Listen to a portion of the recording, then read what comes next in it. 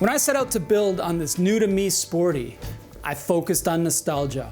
I wanted to build what I built before. That included a sexy 2-in-2 pipe that's so classic and good looking on a Sporty. And then I showcased that in my videos and the comments started rolling in. A lot of you talked about how important performance is, especially if I wanted to do any type of upgrade to the engine. I was still stuck in my ways. I still wanted the sexy 2-in-2. But then your comments really started to rattle around in my brain. I really wanted to have that performance. And I also started to think about ground clearance. I didn't think it was possible to have performance, ground clearance, and the sexiness of the 2-in-2 until now. Today we're gonna install the Two Brothers 2-in-1 exhaust. Let's get started.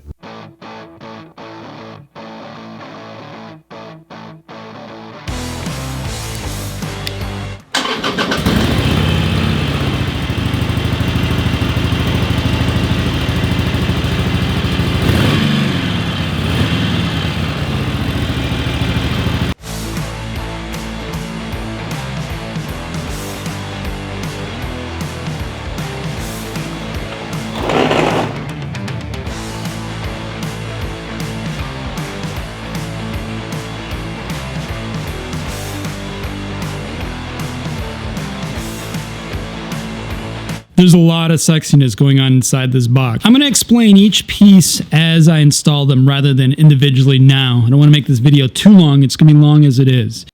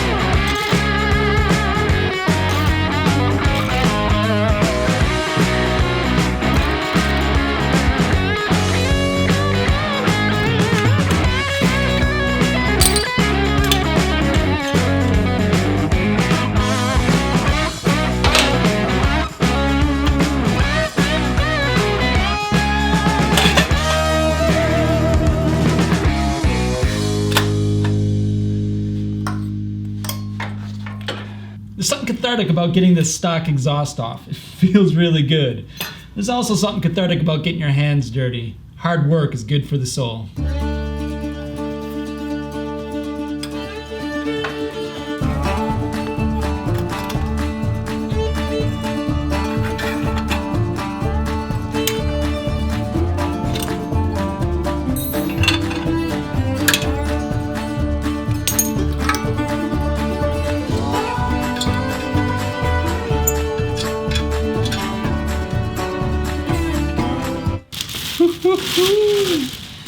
Oh, that is sexy. That is sexy. All right, we're gonna install the flanges and the clips on the headers and, whoa, hello there. Hello there. It's not just me that admires the Harleys. Yeah. All right, we're gonna install the flanges and the clips on the Two Brothers headers, and then we're also gonna install the O2 sensors. Let me stress the importance of using anti-seize when you do install the O2 sensors. For whatever reason, if you ever wanna replace this, you wanna be able to use those O2 sensors again. You don't want them to seize up, use anti-seize. Man, this exhaust is just beautiful. This is the front one, and we'll start by putting on the flange. And just to protect the rest of the header, we'll go ahead and put the zip tie on there, just so it doesn't float down.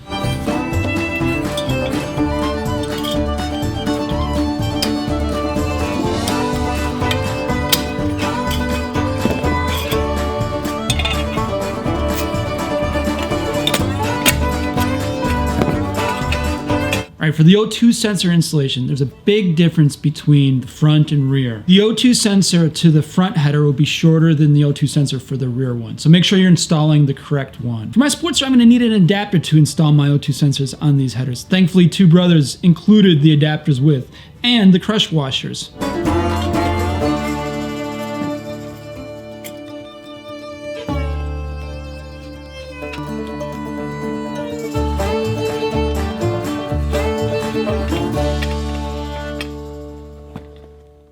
All right, back to the bike. I'm really loving how easy this installation is going so far. I don't want to jinx myself, but it's going pretty good right now, and it seems like it's going to continue to go pretty easy. Compared to other exhaust installations I've done, there's much less to remove and much less to install. Next up is the bracket for the TBR exhaust, and it makes use of the stock bracket here, so I'm really liking that because it's much less to remove.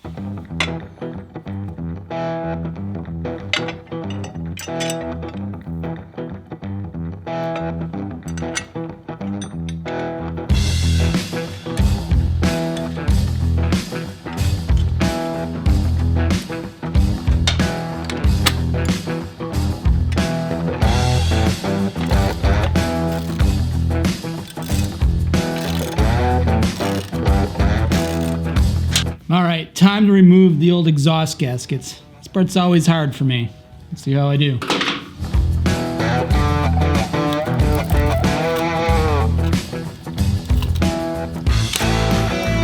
That wasn't so bad. Popped right out.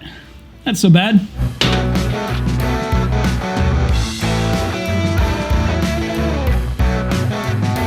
All right, we're at a really exciting spot right now because we're about to get those headers installed.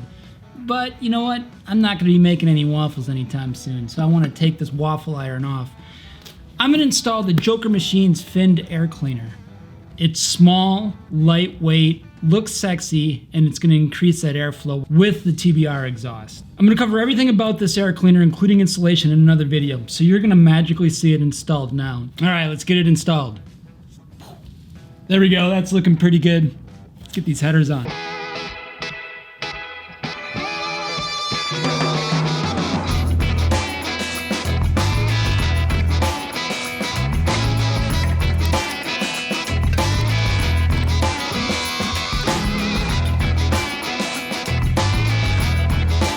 This is one of those three-handed jobs.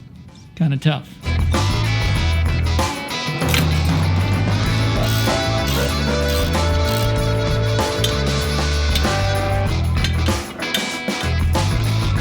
I'm having a little bit of trouble getting to that front one, so I'm going to use this little twisty thing here. I think it might work.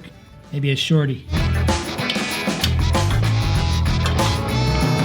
It's actually going to have to be a slowly and meticulously used crow's foot on this one. Now I got it tightened to a place where I actually can fit the extension in the socket in between the frame and the header. Not easy, but doable.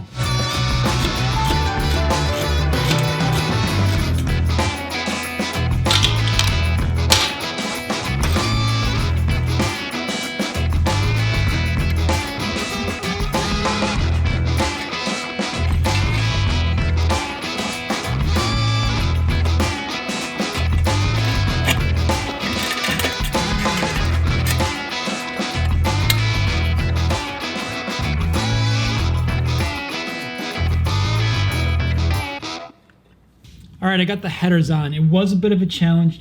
The key is to keep them loose. That way you'll be able to position them exactly where you need to. All right, let's move on.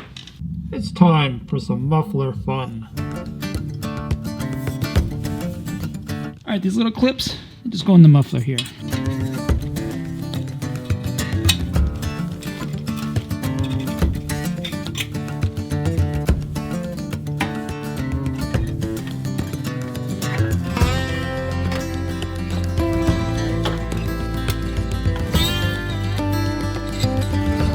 All right, I got everything lined up here.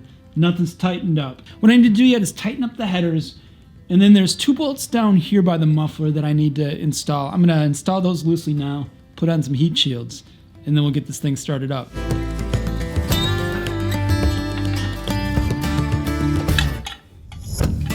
So So the muffler's a little too tight right here. I can't lift it up high enough to insert the bolts through the bolt holes on the bracket here. So I'm gonna loosen the bracket a little bit and then line them all up.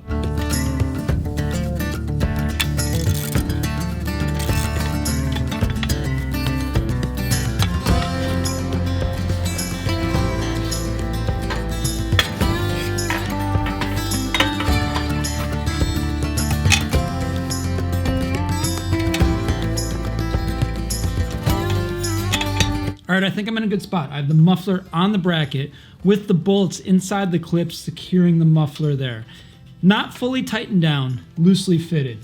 I have the muffler attached to the headers. It's time to start tightening things down.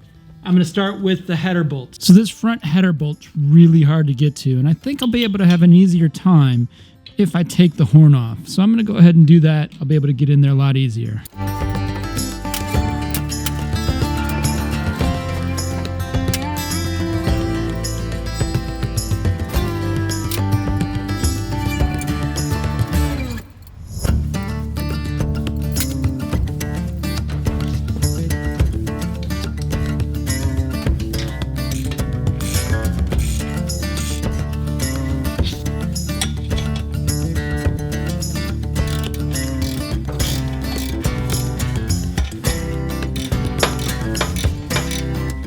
All right, this is looking really good.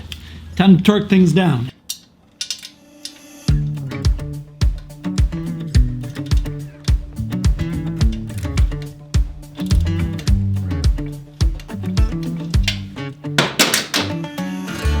Whew, that was the hardest flange bolt to get.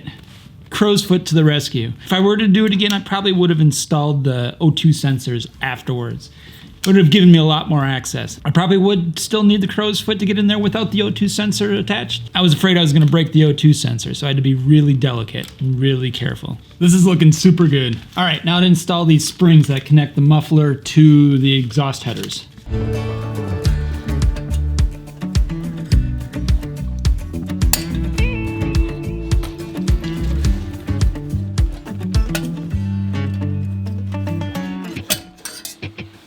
Now for the other.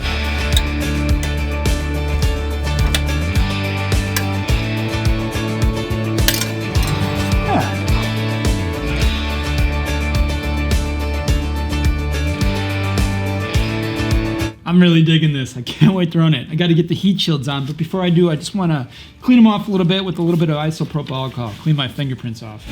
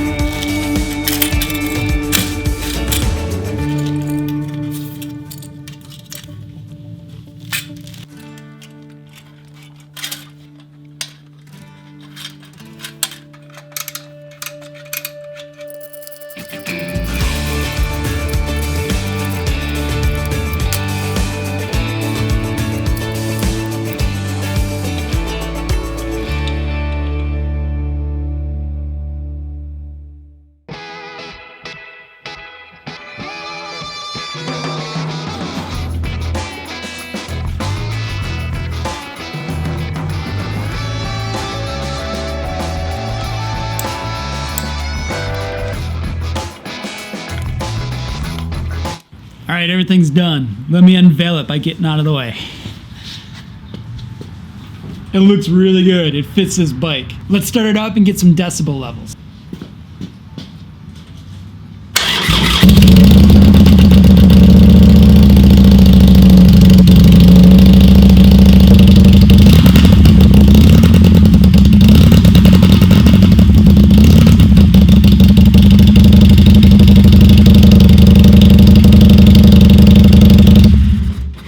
So right around the same amount of decibels as stock, maybe a smidge higher, but much deeper sound. Sounds a lot better. Not nearly as loud as the Vance and Hines big radius that I had on my other Iron 883